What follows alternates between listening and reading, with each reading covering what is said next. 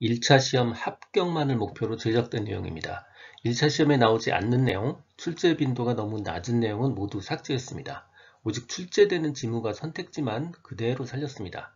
관련 자료나 링크가 있다면 동영상 아래에 정보창에 넣어두겠습니다. 도움이 되셨다면 좋아요, 구독 부탁합니다. 4장 기초상담 이론 파트 2입니다. 형태주의 상담, 교류 분석 상담, REBT, 인지정서 행동 상담, 그 중에 하나인 베크의 인지 치료적 접근 방법, 그리고 인지적 오류 유형, 글라스의 현실 치료, 그리고 융의 4단계 치료 과정까지를 다루고 있습니다. 인간은 존재, 비인과 자아, 셀프와 자아상, 셀프 이미지의 통합체라고 보는 겁니다. 성격은 자아와 자아상과 존재의 세 가지로 구성되어 있다고 보는 거고요. 그래서 인간은 신체, 정서, 사고, 감각 등등등 모든 부분이 서로 관련을 맺고 있어서 전체로서 완성이 되는 경향이 있다고 보는 겁니다. 즉 존재와 자아와 자아상, 비인과 셀프와 셀프 이미지로 구성이 된 게슈탈트 인간은 지금 여기라는 상황을 만나서 자각을 하게 되면요. 스스로 완성하려는, 통합을 추구하려는 경향이 있다라고 보는 게 바로 게슈탈트 인간입니다. 게슈탈트 이론은 지금 여기라는 상황과 감정을 강조합니다. 게슈탈트 이론의 기본 가정이요. 인간의 행동은 행동이 일어난 상황과 관련해서 의미 있게 해석된다. 의미 있게 이해된다. 다시요. 기본 가정은 인간의 행동은 행동이 일어난 상황과 관련해야 의미 있게 이해된다. 이게 기본 가정이에요. 그리고 중요한 단어는 바로 지금 여기입니다. 지금 여기의 경험, 지금 여기의 지각과 경험, 현재, 지금 여기에 사고, 감정, 행동의 전체성과의 통합을 추구하는 존재라고 보는 거지 과거나 환경이 중요하다고 보지 않습니다. 그래서 오답이요. 인간은 과거와 환경에 의해 결정되는 존재로 보았다. 게슈탈트 이론에서는 오답입니다.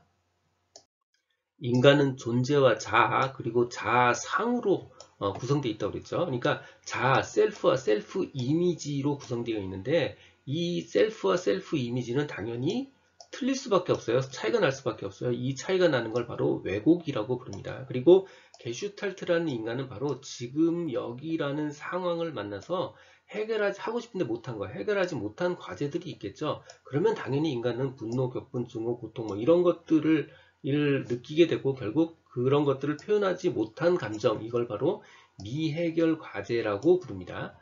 그 다음 셀프와 셀프 이미지 사이에 나타나는 문제, 그거를 왜곡이라고 부르고요. 형태에는 내사, 투사, 반전, 융합, 편향 등이 있습니다.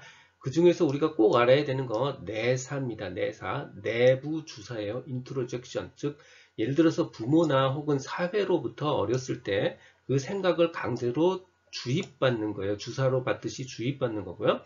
당연히 그러니까 무비판적으로 받아들일 수밖에 없는 거고요. 신념, 행동양식, 감정평가 등의 무비판적 수용 상태를 말합니다. 당연히 이건 어렸을 때니까 발달 초기의 문제고요. 그러다 보니까 정신분석적 상담과 유사한 부분이 있을 수밖에 없습니다. 나머지 투사, 반전, 융합, 편향 부분 쭉 한 번씩 읽어보고 확인해 보시면 됩니다. 마지막으로 하나 더 알아야 될 거 바로 신경증의 층입니다. 펄스의 레이어고요. 부모나 주위 환경의 기대 역할에 따라서 행동하면서 살아가는 것, 즉 일종의 연기하면서 살아가는 거예요. 그래서 연기층이라고도 부르고 공포층이라고도 부르는데 우리가 기억해야 되는 단어는 공포층입니다. 공포층이요. 게슈탈트 형태주의 상담은요, 자각을 통해서 스스로 책임지고 완성되려는 힘이 있다라고 보는 겁니다. 그래서 각성, 즉 자각이죠. 각성을 중요시하고요. 자각을 중요시하고요. 자각하면 자기 문제들을 스스로 잘 효과적으로 다룰 수 있다고 생각합니다. 그래서 내담자의 자각을 증진시키고요. 결국은 책임감을 증진시키고 책임을 수용하게 하고 하는 게 상담의 목표라고 보는 겁니다. 완전히 기능하는 사람은 내담자 중심 상담의 이론이에요. 사람이 완전하다고 보고 있지는 않습니다. 다시 오답 이거 주목하셔야 돼요. 완전히 기능하는 사람은 게슈탈트 형태주의 상담 기법의 대상이 아닙니다. 상담 기법이요.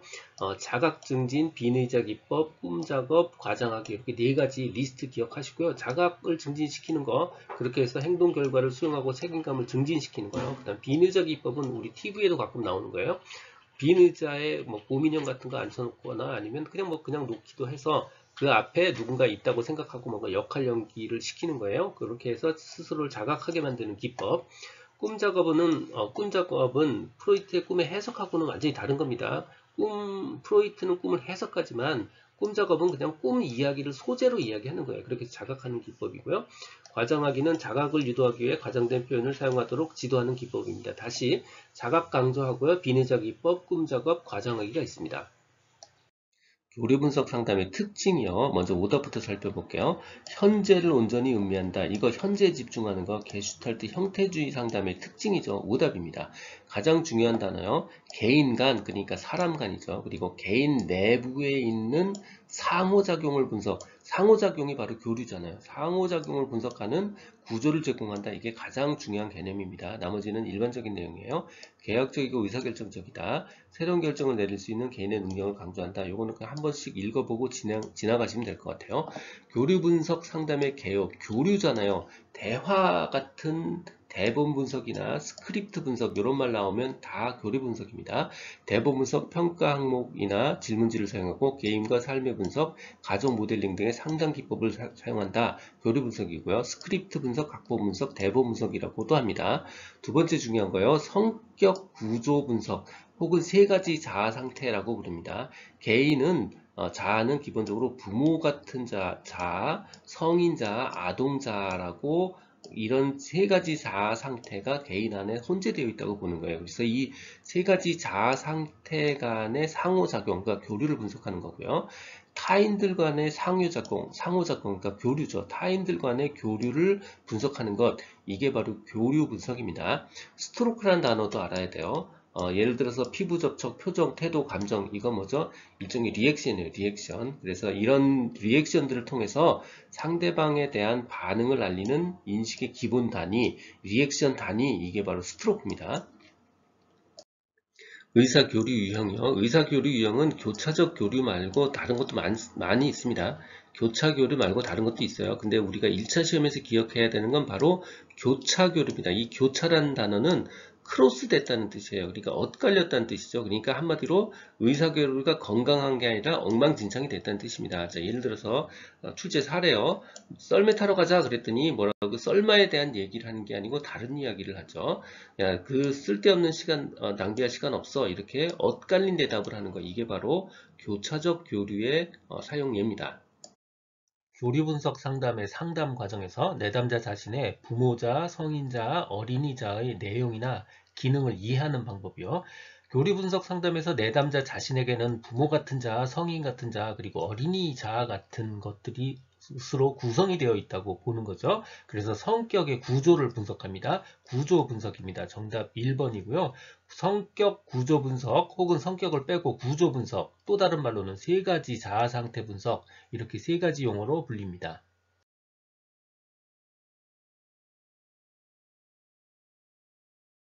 RBT 상담입니다. 부르는 이름이 너무 많아요. 인지라는 단어, 정서라는 단어, 행동이라는 단어, 상담이라는 단어, 또 합리라는 단어까지 마구마구 섞어서 사용합니다. 또 REBT라고도 하고 RET라고도 사용합니다. 이 모든 용어가 다 같은 거를 지금 이야기하고 있는 거예요. REBT 상담, 앨리스에 의해서 개발됐습니다. 인간은 합리적이기도 하고 비합리적이기도 한 두 가지를 다 가지고 있다고 보는 거예요. 즉 합리적 사고를 또 가지고 있고 비합리적 사고도 가지고 있어요. 근데 실제 정서적 행동적 문제는 바로 이 비합리적 사고가 만들어낸다고 보는 겁니다. 즉 행동적 정서적 문제는 비논리적이고 비합리적인 사고로 인해서 발생한다 이렇게 보는 거예요. 그래서 비합리적 비논리적 사고 체계를 가진 구직자 혹은 비논리적 사고 체계를 가진 우울증 환자들에게 효과적이다 라고 보고요. 기법은 ABCDE 이론을 적용합니다. ABCDE 이론입니다. 이 ABCDE의 내용과 실제 사례들도 사실 같이 묶어서 기억하셔야 돼요. A는 어드밴스드 이벤트에서 선행 사건이고요. B는 빌리프 시스템에서 신념체계인데 정확하게는 비합리적 신념체계예요. 바로 이 비합리적 신념체계가 문제를 일으켜요. 정서적, 행동적 결과를 야기해요. 문제를 일으킵니다. C는 consequence에서 결과고요. D는 dispute, 논박, E는 effect, 효과입니다. 그래서 REBT의 ABCDE 원리와 과정은 바로 사건, 신념, 결과, 논박, 효과고요. 똑같은 말입니다. 선행, 사건, 비합리적 신념 체계, 정서적, 행동적 결과, 논박, 효과의 순입니다. 앨리스가 말한 정신건강의 기준 모두 11가지가 있습니다. 그 중에 과학적 사고는 하나고요. 그 의미는요, 성숙한 사람은 깊게 느끼고 구체적으로 행동할 수 있다라고 보는 겁니다. 정서나 행동의 결과를 숙고해 봄으로써 정서나 행동을 규율화시킬 수 있다라고 봅니다. 인지행동적 접근 기법이요, 즉 상담의 기법이요. REBT에서 말하는 인지적 기법과 플러스에서 행동적 방법 두 가지를 사용합니다. 인지적 방법에는 인지적 재구성 이런 것들이 있고요. 행동적 방법에는 대처 기술 훈련 이런 것들이 있어요. 요 두 가지를 합쳐서 복합적으로 적용하는 게 바로 문제 해결 접근입니다. 그래서 모두 세 가지예요.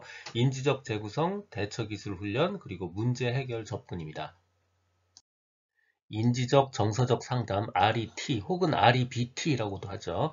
인지적 정서적 상담에 관한 설명으로 틀린 거요. 앨리스에 의해서 개발된 거 맞고요.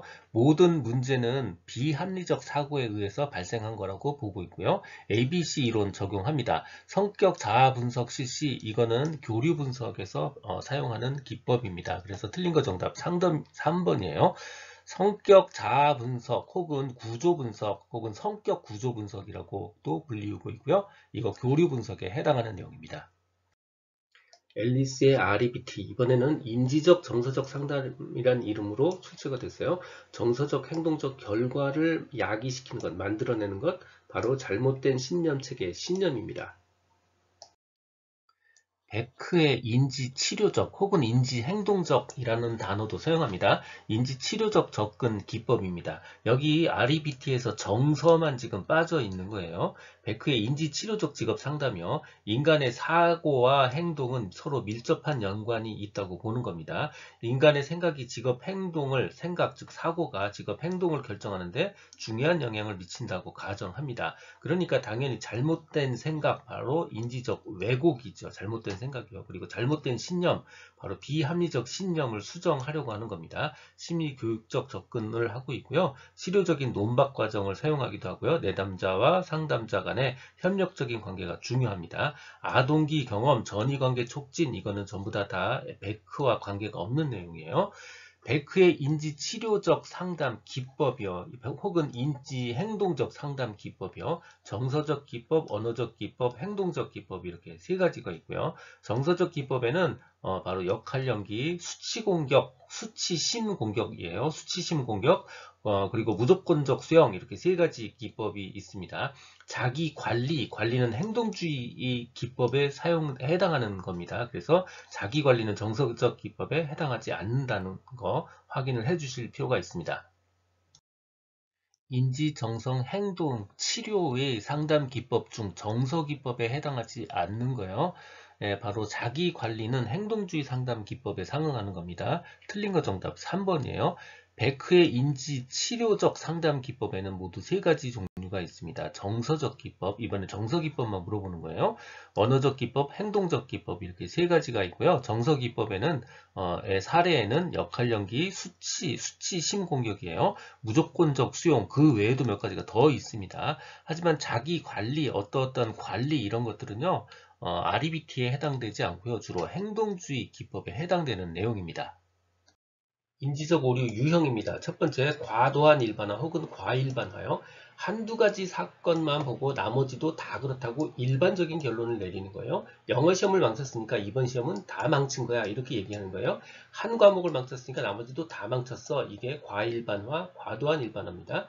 임의적 추론 혹은 자의적 추론, 마음대로 그냥 추론해버리는 거고요. 흑백 논리는 다 하실 거고요. 선택적 추상은 긍정적인 건 다 빼고 부정적인 것에만 집중하는 거예요. 그러니까 긍정적인 양상을 여과하는 데 초점이 맞춰져 있어서 극단적으로 부정적인 세부 사항에만 머무르는 것, 즉 부정적인 것만 보는 거예요. 이게 바로 선택적 추상입니다. 글라스의 현실치료 혹은 현실요법, 현실주의 상담이요. 오답에 집중하는 게 훨씬 효과적이에요. 현실치료는 현재에 초점이 맞춰져 있습니다. 과거자가 들어가 있다 이러면 다 오답이에요. 현재에 초점이 맞춰져 있고요. 책임감, 자율적이고 합리적인 모습, 내담자스럽게 수립 행동하는 것, 당위적인 상담 오리엔테이션, 모두 다 현실 치료고요. 과거의 경험자가 들어가면 모두 다 오답입니다. 글라스 현실 치료 요법에 인간의 기본 욕구요. 생존 욕구, 힘에 대한 욕구, 재미에 대한 욕구가 있어요. 자존에 대한 욕구는 오답입니다. 생존, 권력, 즐거움에 대한 욕구가 있습니다. 융의 4단계 치료 과정입니다. 고백으로 시작하고요. 고백해서 명료화시킨 다음에 교육해서 변형하는 겁니다. 이 순서 기억하셔야 돼요. 융의 두 번째 키워드가 바로 페르소나입니다. 페르소나가 가면이란 뜻이에요. 우리가 집 밖에 나가면 가면 쓰고 생활하잖아요. 그냥 그 얘기한 사람이 바로 융입니다. 사회적 요구, 즉 환경의 요구에 조화로운 관계를 이루면서 살기 위해서 우리는 가면, 페르소나를 쓰고 살아간다. 이런 얘기를 하고 있는 겁니다. 이 내용은 블로그와 전자책에 동일하게 그대로 있습니다. 도움이 되셨다면 좋아요, 구독 부탁드립니다. 지금까지 라디캠지기 꾸벅이 박종규였습니다. 감사합니다.